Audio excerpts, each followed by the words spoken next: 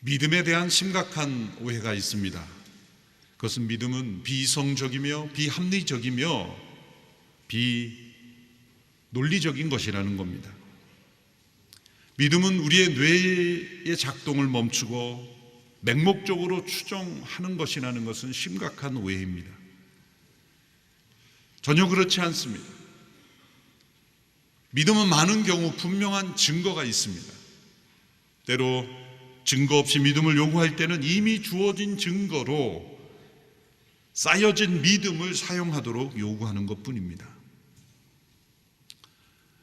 또 한 가지 믿음에 대한 오해는, 믿음은 신앙을 가진 종교 생활을 하는 사람들에게서만 필요하다는 생각입니다.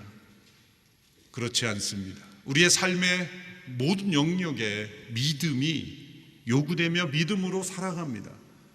병원에서 수술대 위에 오를 때 우리는 의사를 믿어야 합니다. 비행기를 탈 때 조종사를 믿어야 합니다.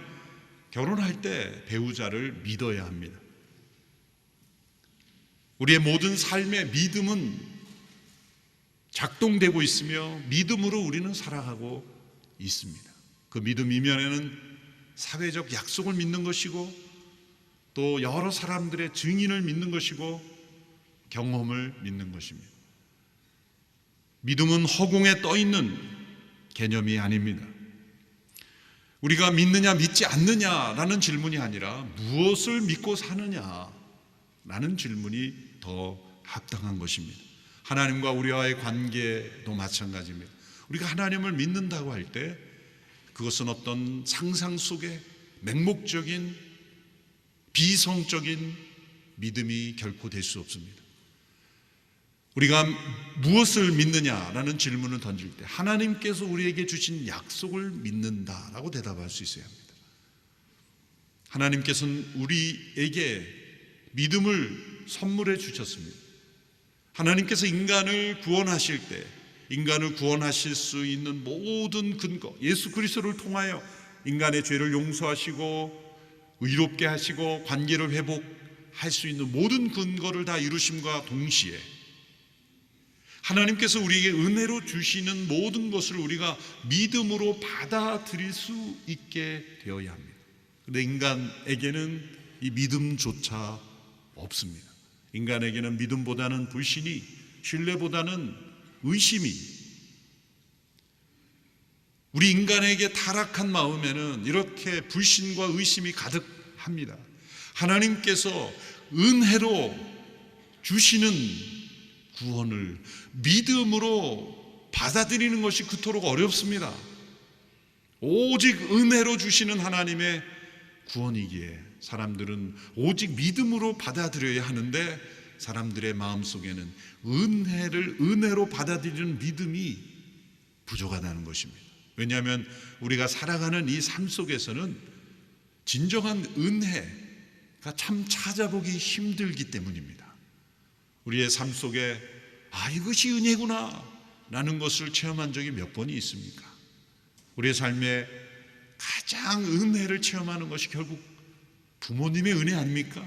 조건 없이 자신을 내어주시고 희생하시는, 그저 자녀 달되기만을 바라는 그 부모님의 그 마음, 그 부모님의 은혜야말로 우리가 이 땅에서 경험하는 거의 유일한, 찾아보기 힘든 그런 은혜입니다. 그러나 가정에서 부모님을 통해 그러한 은혜를 제대로 경험하지 못한 경우에 우리의 삶 속에서는 은혜라는 단어를 실감하기가 어렵습니다. 은혜를 체험하지 못한 사람은 믿음으로 살아가기가 어려운 이유가 바로 거기에 있습니다. 믿음으로 살아간다는 것은 곧 은혜를 의지하며 살아가는 인생이기 때문입니다. 저의 삶 속에 은혜를 체험한 시절이 있었는데요, 2000년대 초반 미국의 시카고에서 트리니티 신학교에서 공부할 때 급히 유학을 갔기에 영어 준비가 충분히 제대로 안 돼서 수업을 따라가기 어렵고 과제 내기도 참 어려웠습니다. 그런데 폴 히버트라는 유명한 선교학자 분의 과목을 들을 때 이 학교에서 정한 그 마감일에 그 과제를 다 내지 못한 것이 분명했기에 교수님께 제가 이 기간 내에 과제를 못 낼 것 같습니다. 그랬더니 그분은 전혀 개의치 말라. 전혀 개의치 말라. 이 기간을 지키는 게 중요한 게 아니라 당신이 올바로 배우는 게 중요한 거기 때문에 거기에만 초점을 둬라. 그러면서 하신 말씀이, 제가 이 말을 믿을 수 있을까라는 그런 충격적인 말씀을 들었는데 이런 말씀을 하셨어요. 내가 살아있고 당신이 학교에 적을 두고 있는 한 학점을 줄 테니까 마감 기한을 생각하지 말고 무엇을 배우는가에 초점을 두라. 내가 영어를 잘못 들었나? 다시 한번 말씀해 주시겠습니까? 라고 할 만큼 믿을 수 없는, 내가 살아있고 당신이 학적을 가지고 있는 한 내가 학점을 줄 테니까 쫓기지 말고 내가 무엇을 배우는가에 초점을 두라는 거예요. 참 믿을 수 없는 은혜 아닙니까? 모든 교수님이 그런 건 아니고 나중에 보니까 학교 레코드 오피스에도 이분에게만 그런 권위 때문에 그런 허락을 해준 것이더라고요. 그래도 이 과제를 늦게 내면 좀 학점을 덜 줘야 되지 않습니까? 빨리 낸 사람하고 늦게 낸 사람하고 어떻게 학점을 똑같이 줄 수 있습니까? 더 많은 시간을 가진 사람에게는 좀 학점을 깎는 것이 세상의 공정 아닙니까? 근데 이분에게는 그런 게 없어요. 아무리 늦게 내도 똑같이 평가를 해서 늦게 내서 내용이 좋으면 학점을 잘 주는 거예요. 그런데 그 은혜로운 약속을 믿지 못하는 사람은 설마 그러면서 빨리 내는 거죠. 저는 믿었습니다. 그네의 약속을 믿었어요. 정말 그분의 은혜로운 약속은 그분이 폐암으로 마지막에 돌아가시기 직전까지, 저는 뉴저지에 가서 목회하면서 마무리를 했는데 정말 돌아가시기 직전까지 그 과제를 받아주시고 학점을 주셔서 제가 졸업할 수 있게 된 거죠. 정말 은혜 아닙니까? 천국에 가면 정말 그분은 예수님을 정말 닮은 분이실 거예요. 정말 은혜로운 분이셨죠. 학칙의 예외를 얻을 만큼의 그런 은혜로운 그런 교수님이었는데, 우리가 이 세상을 살아가면서 우리에게 찾아오는 그 은혜의 약속을 참 믿기 힘듭니다. 그래서 그것을 역이용해서 사람들은 헛된 약속을 가지고 다른 사람을 속이고 넘어뜨리는 그러한 일들이 일어나게, 세상에 공짜는 없다, 세상에 대가 없는 것은 없다라는 것이 우리의 신념이 되고, 그렇게 살아가는 삶이 더 건강한 삶을 이루는 시대가 되어버렸어요. 이처럼 우리에게 은혜로 찾아오는 것을 믿음으로 받아들이기 어렵기 때문에 하나님께서 예수 그리스도를 통해서 은혜로 이루신 것을 우리가 믿음으로 받아들이기가 어려운 것입니다. 하나님은 우리 타락한 인간들에게, 우리에게 그 구원에 필요한 그 은혜의 구원을 받아들일 수 있는 통로가 되는 믿음을 만들어 주시기 위해서 약속을 사용하신 거예요. 성경 역사에 나타난 하나님은 약속하시는 하나님이시요 그 약속을 신실하게 이루시는 하나님이십니다. 우리가 은혜로 주시는 구원을 수납할 수 있는, 받아들일 수 있는 통로가 되는 그 믿음을 우리 안에 만들어 주시는 은혜로운 선물로 역사하시는 하나님이십니다. 하나님께서 아브라함에게 주신 약속은 도저히 바랄 수 없는 약속입니다. 스스로 상상할 수 없는, 꿈꿀 수 없는 것이었습니다. 자신의 노력으로는 도저히 이룰 수 없는 불가능한 일이었기 때문입니다. 그러나 하나님은 아브라함에게 그런 약속으로 찾아오셨고 그 약속을 재차 확인해 주셨고 그 약속으로 그 아브라함의 인생을 이끌고 가셨고, 아브라함이 그 약속을 믿었을 때 그 믿음을 의로 여기셨습니다. 지난주 본문을 통해서 우리는 하나님께서 아브라함을 그가 믿었을 때 의로 여기셨다라는 그 말씀을 들었고, 오늘 말씀은 지난주에 이어 후편으로 계속 이어지는 말씀입니다. 본문 13절에서는 하나님께서 아브라함과 그 후손에게 주신 약속의 본질을 이렇게 정의합니다. 세상의 상속자가 되리라는 약속이라는 겁니다. 13절의 말씀을 우리 같이 함께 읽어보겠습니다. 시작. 아브라함이나 그의 후손에게 세상의 상속자가 되리라고 하신 약속은 율법으로 인해 된 것이 아니라 오직 믿음의 의로 인해 된 것입니다. 세상의 상속자가 되리라는 약속이다. 구약에는 이런 표현이 나오지 않습니다. 사도 바울이 이 아브라함에게 주신 하나님의 약속을 통틀어서 이렇게 이름을 붙이고 규정한 것이죠. 세상의 상속자가 되리라는 약속이라는 표현에 담긴 의미는 무엇입니까? 하나님께서 아브라함에게 주신 약속이 지구상의 한 지역에 국한된 것이 아니라는 겁니다. 역사 속에 한 시대에 국한된 일도 아니라는 것입니다. 온 세상, 모든 시대, 모든 사람, 그리고 범세계적인 하나님의 약속이라는 겁니다. 이것은 아브라함과 그의 후손만의 한 가문만에 주어진 약속이 아니라는 거죠. 그래서 13절에 보면 아브라함이나 그의 후손에게 라고 할 때 후손을 단수로 썼습니다. 예수 그리스도, 그분을 의미하는 겁니다. 아브라함의 혈통으로 오시는 예수 그리스도, 그분은 세상의 상속자요, 그분을 믿는 모든 이들이 예수님 안에서 바로 아브라함에게 주신 이 약속의 후사가 된다는 겁니다. 갈라디아 3장 29절의 말씀입니다. 만일 여러분이 그리스도께 속한 사람이면 여러분은 아브라함의 자손이요 약속을 따른 상속자입니다. 우리가 예수님을 믿을 때 우리는 예수께 속한 사람이 되고 아브라함의 자손이 되며, 그리고 아브라함의 약속하신 모든 약속의 본질인 이 세상의 상속자가 된다는 겁니다. 세상의 상속자가 된다는 것은 에덴 동산에서 파괴되었던 하나님의 나라, 하나님의 통치가 다시 회복된다는 겁니다. 인간만의 구원이 아니라 온 세상, 하나님이 창조하신 모든 세상이 구속되는 하나님 나라의 구속을 의미하는 겁니다.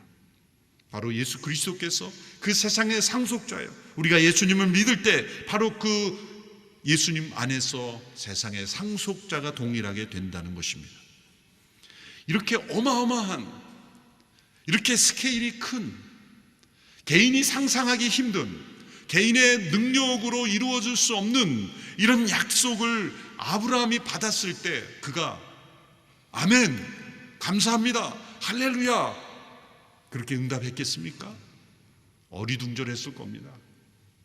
이게 도대체 웬 약속인가 받아들이기 힘들었을 겁니다.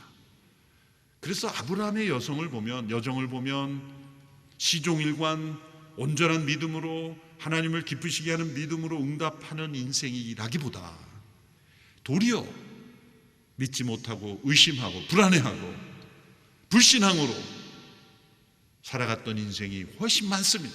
그래서 이스마엘이 태어났고 애굽으로 내려갔고 거짓말을 했고, 창세기 15장 지난주 말씀에서도 다메섹에서 길러온 엘리에셀이란 종을 양자로 드리겠습니다라는 아이디어를 냈고, 이 하나님의 엄청난 약속을 믿음으로 온전히 받아들이기 어려웠다는 겁니다. 하나님은 그것을 이해하십니다. 이것이 인간의 노력과 능력으로 이룰 수 없는 엄청난 약속이기에 받아들이기 힘들 것이라는 걸 이해하시면서 아브라함에게 계속해서 찾아오시고 또 찾아오시고 또 찾아오신 거예요. 그리고 그 중에 어느 한순간 아브라함에게 믿음이 싹 텄을 때 그것을 의로 여기셨다.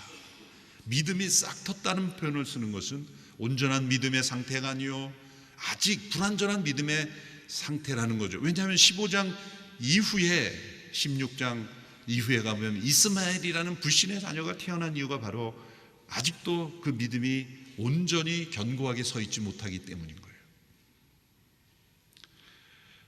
그렇지만 하나님은 아브라함을 세상의 상속자로 부르신 약속을 포기하지 않으셨습니다. 그 아브라함에게 주신 약속을 이루어 주시는 과정 가운데 하나님께서 모세 시대에 율법을 주셨죠. 근데 사람들은 아브라함에게 주신 약속 이후에 주신 모세의 율법을 더 중요시했고 약속 중심의 삶보다는 율법 중심의 삶을 살게 된 거예요. 약속을 따라 사는 삶이 아니라 율법을 따라 사는 삶이 된 거예요. 왜 그럴까요? 약속을 따라 살 때는 우리가 믿음으로 살아야 하지만 율법을 따라 살아가면 자기 자랑과 의를 의지하며 살아가게 되기 때문에. 근데 그것이 바로 인간의 타락한 마음에, 인간의 타락한 영혼에는 율법을 따라 살아가는 것이 더 재밌습니다. 더 적합합니다. 사람들의 타락한 심정을 만족시킵니다.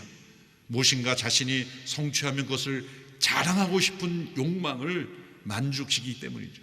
그러나 약속을 따라 믿음으로 살아가면 아무 자랑할 것이 없습니다. 오직 은혜로 믿음으로 살아가는 인생은 자랑할 것이 없습니다. 그래서 이 무엇인가를 끊임없이 자랑하고 싶은 인간의 마음을 충족시키는 것은 바로 율법입니다. 그래서 율법을 해석하고 체계화하고 해야 할 일들 두 리스트를 만들고 하지 말아야 될 것을 만들고, 그래서 하라고 하는 것을 하고 하지 말라는 것을 하지 않았을 때 사람은 성취감을 느끼고 내가 다른 사람보다 더 나은 인생이라는 것을 자부하게 되고 자신을 자랑하게 되죠. 그래서 타락한 심성이 하나님의 약속을 따르기보다는 율법을 따라 살아가므로 이제 예수님 시대, 사도 바울 시대에는 바리새인들이 만들어 온 율법의 체계 속에서 엄밀히 말하면 구약의 율법 자체도 아니에요. 후대 사람들이 율법을 해석하고 또 해석한 탈무드 미드라시에서 또 그것을 해석한 규칙만을 지키는 이상한 삶이 되었던 거죠. 이미 지난주 말씀에서도 할례가 주어졌을 때 아브라함이 의롭게 되었는가, 할례 받지 않았을 때 의롭게 되었는가. 아브라함이 의롭게 된 것은 창세기 15장이고 할례가 주어진 건 창세기 17장이다. 그러므로 아브라함이 무할례 시에 할례를 받지 않을 때 의롭게 되었으므로 할례라는 제도가 이루어졌어도 믿음으로 의롭게 되는 것이지 할례를 행함으로 의롭게 되는 것이 아니지 않느냐. 지난주 말씀에 나와요. 모세율법도 마찬가지입니다. 아브라함이 약속을 받은 이후에 430년 후에 주어진 모세율법이 앞에 약속을 무너뜨릴 수 없다는 거예요. 그러나 하나님과의 관계 속에서 특별히 유대인들의 마음속에 잘못 자리매김한 것은 모세의 율법이 강하게 자리 잡았고 아브라함에게 주신 약속이 미약해졌다는 거예요. 약속 이후에 주어진 모든 것들은 하나님의 약속의 빛 아래에서 해석돼야 되는데 하나님께서 율법을 왜 주셨는가를 하나님의 약속을 주신 목적에 비추어 해석해야 되는데 사람들은 타락한 심성이 이용하기 좋은 율법 중심으로 나갔다는 거죠. 그래서 오늘 본문에서 사도 바울은 이렇게 말합니다. 약속을 통해 얻은 믿음에 결코 더해질 수 없는 것, 그것은 율법의 행위라는 겁니다. 14절 15절의 말씀을 보십시오. 같이 읽습니다. 시작. 만일 율법을 따라 사는 사람들이 상속자가 된다면 믿음은 무효가 되고 약속은 파기됐을 것입니다. 왜냐하면 율법은 진노를 부리기 때문입니다. 율법이 없는 곳에는 범법함도 없습니다. 율법을 주신 목적은 하나님의 약속을 더 빛나게 하고 보완하고 그것을 도와드리기 위해서요. 율법이 어떻게 하나님의 약속을 도와드릴 수 있습니까? 하나님의 약속에는 이런 말씀들이 반복됩니다. 내가 하리라, 내가 이루리라. 아브라함에게 주신 약속을 비롯하여 모든 약속에는 주어가 하나님이십니다. 내가 이루리라, 내가 너로 만들어 주리라, 내가 행하리라. 하나님의 주권, 하나님의 능력을 강조합니다. 근데 율법에는 무엇이 강조되어 있습니까? 너는 무엇을 해야 한다, 무엇을 하지 말아야 된다. 우리 인간편의 행위를 강조하죠. 약속을 주신 분도 하나님이시요 율법을 주신 분 하나님이십니다. 그런데 이 율법이 어떻게 하나님의 약속을 보완한단 말입니까? 그것은 우리에게 해야 한다라고 주장하시는 그 말씀대로 행했을 때 결코 이루어지지 않는 것이 하나님의 약속을 통해서는 이루어진다는 것을 체험함으로 이 두 가지가 하나 되는 거예요. 우리가 율법 앞에 섰을 때 우리가 얼마나 절망할 수밖에 없는 존재라는 것을 깨달았을 때 우리는 하나님의 은혜의 약속을 향하게 되는 거예요. 율법의 저주 앞에 서야 은혜의 구원의 역사 앞에 나가게 되는 거예요. 율법이 우리를 가둘 때 우리를 자유케 하시는 약속으로 향하게 되는 겁니다. 그 율법이 우리를 사망과 저주 아래 놓였을 때 그 약속이 주시는 구원과 자유와 기쁨으로 나가게 되는 것입니다. 그러므로 아브라함에게 주신 약속 이후에 주신 모세의 율법이 우리의 신앙의 중심이 되어서는 안 된다. 도리어 이 모세 율법은 약속을 보완하는 기능. 어떻게 보완한다고요? 율법 앞에 서므로 우리가 죄인됨을 깨닫고 절망하게 되고 우리에게는 이 하나님의 약속이 있구나 라는 소망으로 향하게 된다는 거예요. 그래서 하나님은 약속을 먼저 주시고 율법을 나중에 주신 거예요. 우리를 의롭게 한다는 것은 율법의 행위가 아니라 하나님의 은혜로운 약속을 믿는 그 믿음을 하나님이 의롭다 하신다는 겁니다. 그것을 다시 강조하고 있는 것이죠. 또 우리가 은혜로 하나님의 약속을 믿음으로 얻는 의를 더 굳게 세우는 것이 있습니다. 그것은 바로 소망입니다.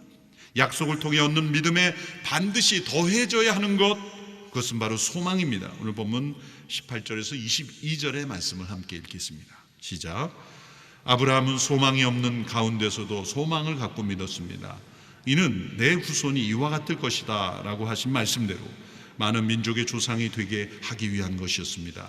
아브라함은 100세나 돼 이미 자기 몸이 죽은 것 같고 사라의 태가 죽은 것 같음을 알고도 믿음이 약해지지 않았습니다. 그는 하나님의 약속을 믿고 의심하지 않았고 도리어 믿음이 굳건해져서 하나님께 영광을 돌리고 약속하신 그것을 또한 능히 이루실 줄 확신했습니다. 그러므로 이것이 그에게 의로 여겨졌습니다. 아브라함은 전혀 소망이 없는 가운데 약속을 받았고 그 약속을 믿음으로 나아갔는데 그가 소망을 가졌다라고 말합니다. 이게 무슨 말씀일까요? 아브라함과 사라는 죽은 자와 같은 몸이었는데 100세나 되었을 때 하나님께서 이루신 것을 믿었다는 겁니다. 어떻게 그것을 믿을 수 있었습니까? 그것은 약속 자체는 불가능해 보였지만 그 약속을 주신 분이 누구이신가를 바라보았기 때문이에요. 4장 17절의 말씀이죠. 기록되기를 내가 너를 많은 민족의 조상으로 세웠다라고 한 것과 같습니다. 아브라함은 그가 믿은 하나님, 곧 죽은 사람을 살리시며 없는 것을 있는 것 같이 부르시는 하나님 앞에서 우리의 조상이 됐다는 거예요. 죽은 사람을 살리시며 없는 것을 있는 것 같이 부르시는 하나님이심을 믿었다는 겁니다. 믿음이 약속을 따라 일어나는 것이라면 그 믿음을 견고하게 세우는 것은 하나님 그분께 대한 소망인 것입니다. 때로 약속만을 바라보면 흔들릴 수 있어요. 그 약속이 나의 상황과 너무 반대되고 불가능한 것 같은 약속일 때 우리는 그 약속으로 인하여 더 흔들릴 수 있어요. 때로 이 약속을 흔드는 위험한 상황, 고난도 있을 수 있습니다. 그럴 때 또 믿음이 흔들릴 수 있어요. 그러나 그 약속 자체를 붙드는 것보다 더 중요한 것은 약속하신 분을 바라보는 것이죠. 그래서 하나님은 우리에게 믿음을 시험하시고 경고케 하시려고 때로 약속이 위태로운 것 같은 상황을 우리에게 허락하시는 거예요. 그 상황이 아브라함에게 어떤 시험이었습니까? 약속을 따라 100세 때 주신 자녀 이삭을 제물로 바치라는 시험이었죠. 창세기 22장에서 하나님께서 아브라함에게 독자 이삭을 번제물로 바치라는 명령을 주셨어요. 충격적이죠. 어떻게 하나님께서 사람을 제물로 바치라고 하는가? 그런 사회 윤리적인 그런 딜레마보다 더 근본적인 딜레마가 있습니다. 그것은 75세 때 약속을 주셨고 많은 자손을 주시겠다고 하는 약속 가운데 이제 태어난 이 이삭을 바치게 되면 어떻게 되는 겁니까? 하나님의 약속이 무너지는 겁니다. 하나님의 약속이 무효가 되는 것입니다. 하나님의 이 명령은 하나님의 약속을 무너뜨리는 위험한 명령입니다. 도대체 왜 하나님은 이런 명령을 통해 시험하시는 것일까요? 그리고 아브라함은 이 딜레마를 어떻게 이겨나가야 할까요? 우리가 믿고 의지하던 약속이 무너지는 것 같은 그러한 상황 속에 우리는 어떻게 무엇을 소망해야 한다는 것입니까? 아브라함은 이 문제를 이렇게 해결했습니다. 약속을 믿는 것과 약속하신 분을 믿는 것을 구별했다는 것입니다. 아브라함은 약속을 따라 믿음을 가졌습니다. 그런데 그 약속이 무너질 수 있는 위험 가운데 처해 있어요. 어떻게 하란 말입니까? 그럼 모든 것이 끝난 것입니까? 아닙니다. 약속하신 분을 믿는 소망은 여전히 남아있다는 거죠. 우리의 믿음이 흔들릴 때는 약속을 믿는 것을 뛰어넘어 약속하신 분에게 소망을 두어야 합니다. 그래 약속이 더디 이루어지고 때로 그 약속이 위험에 처한 상황처럼 보일지라도 우리는 약속하신 분이 전능하신 분이며 죽은 자를 다시 살리시며 없는 것을 있는 것 같이 부르시는 하나님이심을 믿고 그분께 소망을 두어야 한다는 거예요. 여러분, 이렇게 우리가 약속하신 그분께 소망을 두면 놀랍게도 우리에게 새로운 차원의 생각이 열리게 됩니다. 어떤 생각이 열리게 됩니까? 지금까지 내가 한 번도 생각해 보지 못했던 믿음의 지경이 넓어지는 거예요. 아브라함이 독자 이삭을 어떻게 되겠지라고 한 게 아닙니다. 믿음은 하라는 대로 하지 이런 차원이 아닙니다. 믿음은 에라 모르겠다 그냥 주어진 대로 하자 그런 게 아닙니다. 그런 맹목적인 게 아닙니다. 믿음이란 것은 말씀하신 그분에 대한 신뢰와 소망을 갖고 걸어가는 거예요. 어떻게 되겠지라고 포기하는 삶이 아닌 거예요. 말씀하신 그분께 소망을 두었기 때문에 그분께 소망을 두면 새로운 믿음의 지평이 열리게 되는데, 아브라함이 독자 이삭을 바칠 때 열렸던 믿음의 지평을 히브리서 기자가 성령 안에서 이렇게 해석하고 있어요. 히브리서 11장 17절에서 19절의 말씀을 우리 함께 읽겠습니다. 시작. 믿음으로 아브라함은 시험을 받을 때 이삭을 바쳤습니다. 그는 약속을 받은 사람이면서도 자기 외아들을 기꺼이 바치려 했습니다. 하나님께서 전에 말씀하시기를 내 자손이라고 불릴 사람은 이삭으로 말미암을 것이다라고 하셨습니다. 아브라함은 하나님께서 죽은 사람도 살리실 수 있다고 생각했습니다. 그러므로 비유로 말하자면 그는 이삭을 죽은 사람들로부터 돌려받은 것입니다. 이게 아브라함의 믿음의 지평이 넓어진 것입니다. 자, 하나님께서 약속하신 자녀 이삭을 주셨는데 그 약속의 자녀 이삭을 바치라고 하니 이제 나는 어쩌란 말인가? 될 대로 되라 그런 게 아니라 그는 약속하신 분을 신뢰했고 그분을 소망했고 그분의 능력을 바라보았기에 약속하신 자녀를 제물로 바치면 하나님이 하실 수 있는 것이 있죠. 다시 살리시는 것. 아브라함은 하나님께서 이삭을 다시 살리실 줄로 믿고 그 명령에 순종했다는 거예요. 하나님이 먼저 아브라함에게 너가 바치면 내가 살릴 테니까 걱정하지 말고 바쳐. 그렇게 미리 말씀하셨더라면 이 구절이 필요가 없겠죠. 믿음은 때로 우리에게 하나님께서 약속을 다 주시면서 이끌어 가시기도 하지만 때로 약속을 주시지 않고 우리가 믿음의 지평을 넓혀서 선택하며 나아가도록 요구하실 때도 있는 겁니다.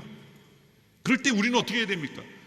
이 눈에 아무 증거 아니 보여도 이 내 귀에 아무 약속이 들리지 않아도 우리에게 약속하신 그 하나님께 소망을 두며 믿음으로 걸어갈 때 놀랍게도 새로운 믿음의 지평이 열리는 거예요. 그것은 아브라함이 부활을 믿었다는 거죠. 하나님이 다시 살리실 줄로 믿었다는 겁니다. 전능하신 하나님께서는 약속의 자녀 이삭을 다시 살리실 수 있는 분이심을 믿었다는 거예요. 그래서 아브라함에게 준 약속과 하나님의 명령은 전혀 충돌되지 않고 하나님의 뜻을 이루게 되었다는 거죠.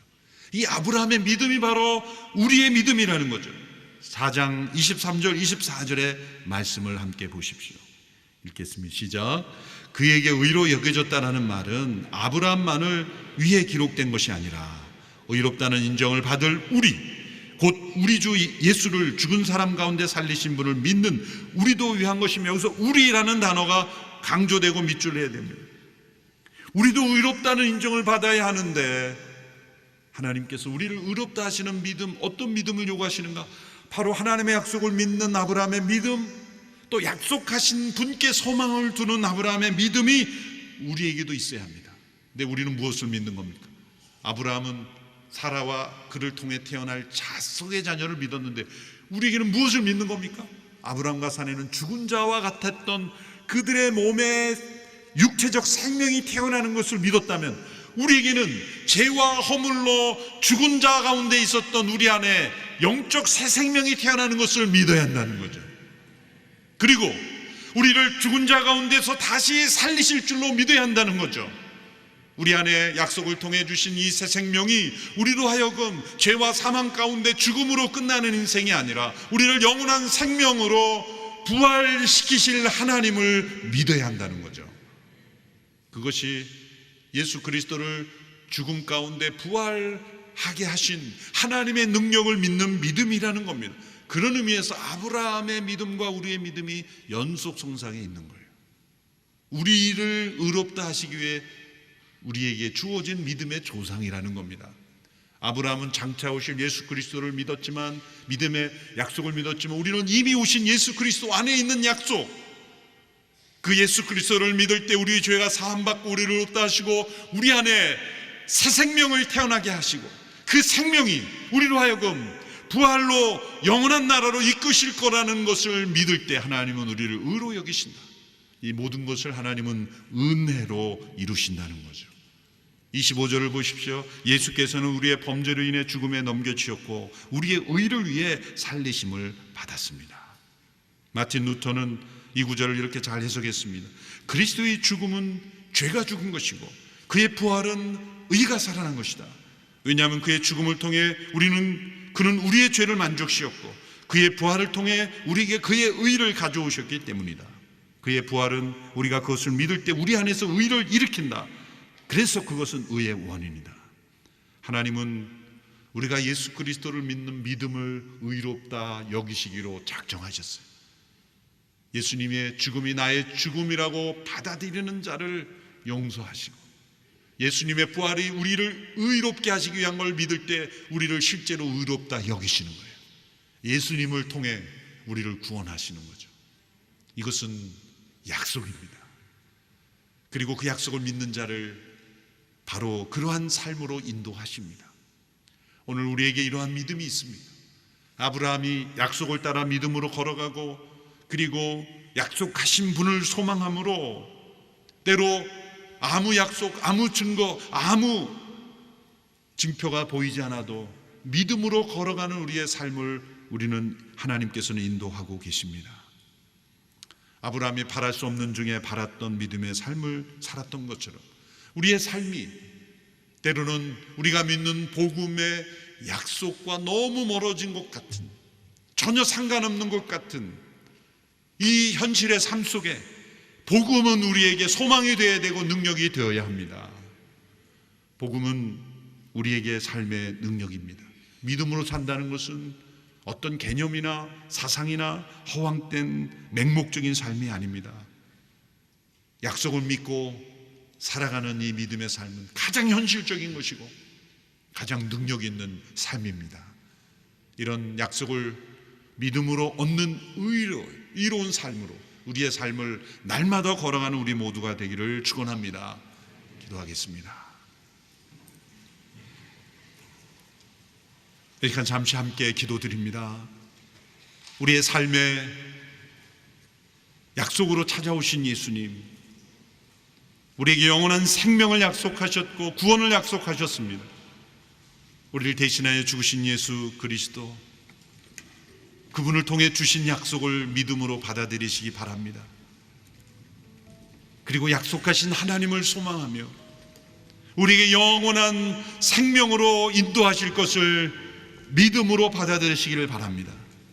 이 믿음으로 살아가기를 원합니다. 이 믿음이 나의 삶의 능력이 되기를 원합니다. 우리 하나님 앞에 함께 기도하며 나가게 되기를 바랍니다. 기도하겠습니다. 하나님 아버지, 우리의 삶에 믿음을 허락해 주시옵소서. 예수 그리스도 안에 있는 하나님의 약속을 믿음으로 받아 누리게 하여 주시옵소서. 은혜로 주시는 구원, 값없이 의롭다 하시는 하나님의 구원을 오직 믿음으로만 받아 누리게 하옵소서. 자랑할 것 아무것 없는 우리들의 모습 앞에 신실한 약속으로 찾아오신 하나님만을 바라보며 믿음으로 살아가는 우리가 되기를 원합니다. 하나님께 소망을 두며 살아가기를 원합니다. 우리의 삶에 구원으로 임하여 주시옵소서. 우리의 삶의 능력으로 임하여 주시옵소서. 믿음의 능력을 체험하는 우리의 모든 삶이 되게 하여 주시옵소서. 우리 모든 성도들을 지켜주시옵소서. 살아계신 하나님, 예수 그리스도를 통해 주신 하나님의 약속을 온전히 믿음으로 받아 누리는 우리 모든 성도들이 되게 하여 주시옵소서. 예수님의 이름으로 기도합니다. 아멘.